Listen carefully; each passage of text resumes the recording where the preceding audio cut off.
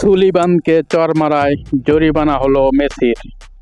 দর্শক, লিওনেল মেসিকে মাঠে সাধারণত শান্ত সুবোধই দেখা যায়।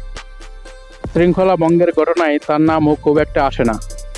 সেই মেসি এবার জরিমানার মুখে পড়লেন। ফিলাডেলফিয়া ইউনিয়নের কুইন সুলিবানের সঙ্গে কথা কাটাকাটির সময় তার ঘাড়ের পেছনে হাত দেওয়ার ঘটনায় মেসিকে জরিমানা করেছে যুক্তরাষ্ট্রের মেজর লিগ সকার MLS। ঘটনাটিকে কয়েকটি আন্তর্জাতিক সংবাদ মাধ্যম চর হিসেবে বর্ণনা করলেও LMS এর আনুষ্ঠানিক অভিযোগে বলা হয়েছে, প্রতিপক্ষের মুখ, মাথা বা ঘাড়ে হাত দেওয়ার নীতি ভঙ্গ করেছেন ইন্টার মায়ামি তারকা।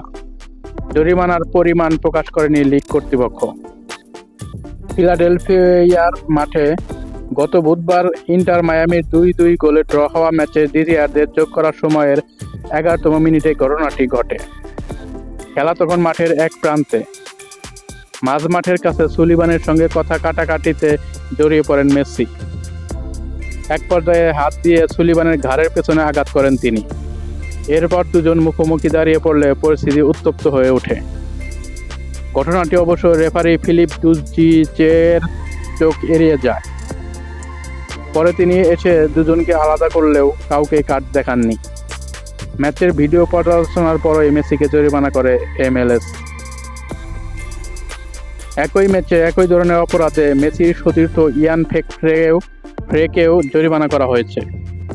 পেনাল্টি এলাকায় বল নিয়ে এগোতে গিয়ে সুলিবান পড়ে যাওয়ার পর ফ্রের সঙ্গে বিবাদে জড়িয়ে পড়েন তিনি।